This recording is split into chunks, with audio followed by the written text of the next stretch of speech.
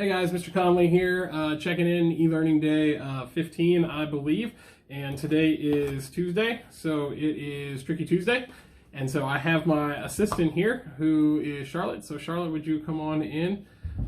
You all can give her a round of applause. Yep, I know she's great. Good job. Thank you. Okay, so Charlotte, this is a new trick that I learned today. You have never seen it.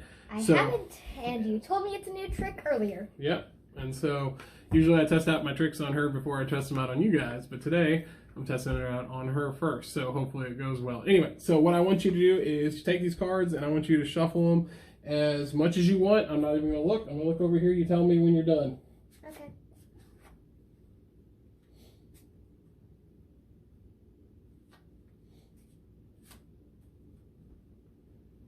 One more. Actually, maybe two more. Okay, do as much as you want.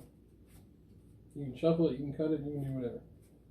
Oh, you know what was really cool? I accidentally pushed a card up. Nice. On accident. It happens. You done shuffling? Yeah. Okay. All right. Like, so I think it was with my thumb or something. Okay. All right. So for this next, or for the next thing I want you to do, because I don't even want to touch the cards, okay, is I want you to pick it up. Don't let me make sure I don't see the bottom cards, okay? And I want you to deal the first one down right there, okay? Does it have to be right there? Or? Right there. That's fine. Okay. Now, I want you to do it again. Do another card, okay? But no. Put it on top there. All right. So now I want you to keep dealing cards out, okay? Until you say stop. Nope. You just keep dealing cards, okay? And I'm going to explain to you what you're going to do. Now, what I want you to do is I want you to think of, I don't know, the King of Spades and the Two of Clubs, okay? You think about those cards. Thinking about them. Okay? And then you stop dealing when you think that you have gotten to that point where you put them in that stack, okay? You let me know. This might take a while.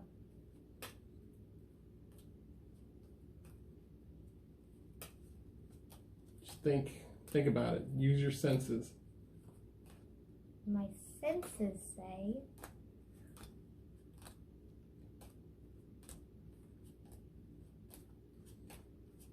They have work to do. Come on. I'm sorry, I'm working. Here, I'll work faster. There. This one, so you don't think this one's in? Yep. One of them. Okay. Okay, I don't even, here, I'm just going to square this deck up, right? Okay. It's highly likely that the King of Spades and the Two of Clubs are in there. It is highly likely. At least one of them is, because we took one out, right? Okay, so all I did was square up the deck, right? Yes. Okay, I didn't so go ahead. Anything tricky. Nope. All right, so go ahead and pick it up. Find it. Okay, no. I want you to deal one here. Face down? Yeah, face down. One there. One there. One there. You get the idea. So just keep alternating it there. Yeah.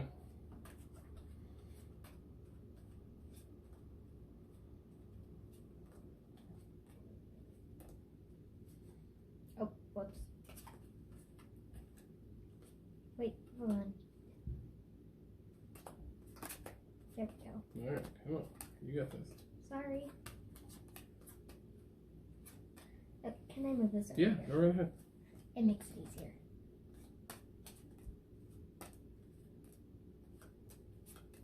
And what cards did you say to stop on? Or did we say to stop on? King of Spades, Two of Clubs. King of Spades, Two of Clubs. Alright, I'm just going to square these up a little bit, okay? Just so they're in a little bit better pile. I'm not doing anything tricky.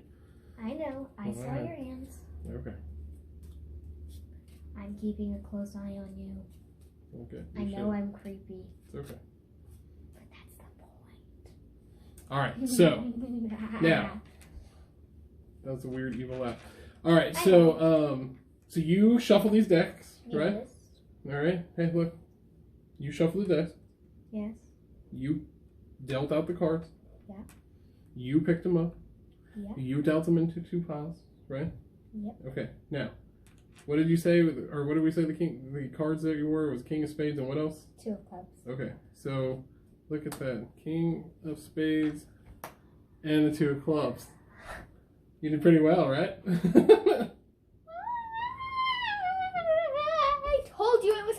Likely. Yeah, good job. All right, good job. All right. That was terrifying. Thank you. Give it up for my little assistant here, who's not little, but I called her little on accident. Sorry. It's okay. Okay. All right. All right, next. So a few things. One, 8th grade, I want to go over a few things with you. 6th grade, bear with me. First thing, I got done grading almost all of the Daniel videos that you guys submitted, and great job on those. Really impressed with how you did and the things that you included.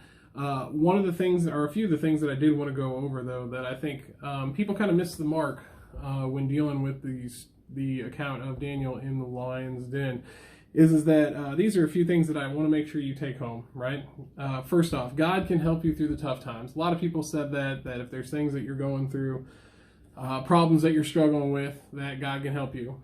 Absolutely. That is one of the main things that you can definitely get from this account. Some of the things that most people didn't hit, though, were, one, that Daniel was faithful even in the tough times, that his faith is what carried him through this. That it wasn't just that, he prayed and God granted him his wishes like a genie or anything like that. But Daniel had a strong faith and a lasting faith. And that's one of the things that definitely helped him with this. And with that, Daniel knew that even in the best of times or in the worst of times, that he still needed to seek after God, that he still called for prayer. Just like we talked about with Paul, all the things that he went through in the book of Acts and stuff like that. And he knew what it was like to be at the best of the best and the worst of the worst times, right? He knew those things, and because of that, and Philippians 4:13 says, it's because of that he could do all things through Christ who strengthens him. It's because he understands those things. It's not just that, God can help me through whatever I want, and because he's the one who gives me strength, which he can if that's his will. But what Paul is saying, just like when you look at the book of Daniel, is that the ups and the downs, it doesn't matter. That it's the God that's the one that gives you that strength. That it's through that. It's not because you want something or whatever. It's because God is the one who's taking care of you. And next thing is that no institution or government should keep you from your relationship with the Lord. Now, I know that some of you guys are thinking, well, they're doing it right now because we're not allowed to go to church. Your relationship with the Lord should not be dependent upon going to church. Your relationship with the Lord should be something that you're striving after each and every day, something that you're trying to pursue each and every day, something that is going through your mind constantly, like, how can I be more like Christ? It should be an everyday thing.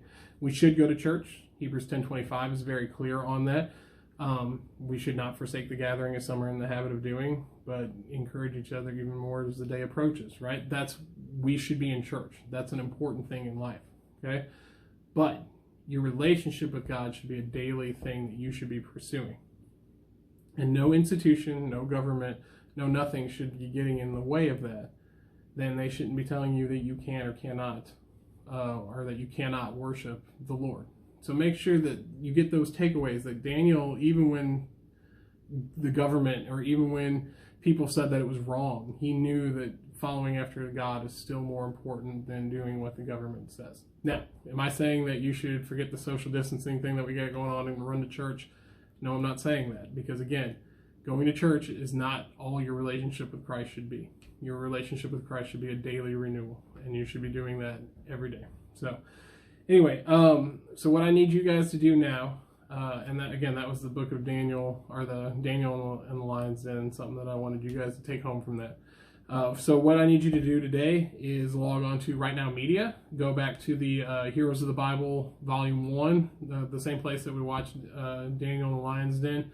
And then I need you to pick up at 17 minutes and 25 seconds, and then watch all the way through 43 minutes and 11 seconds. The assignment is on Canvas. There are a few questions. There's only 4.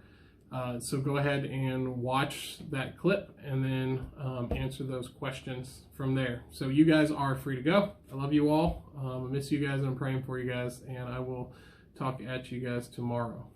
Now, 6th grade. Life of Abraham. That's what we're going to be doing today and tomorrow, okay? So this is your assignment for Tuesday and Wednesday.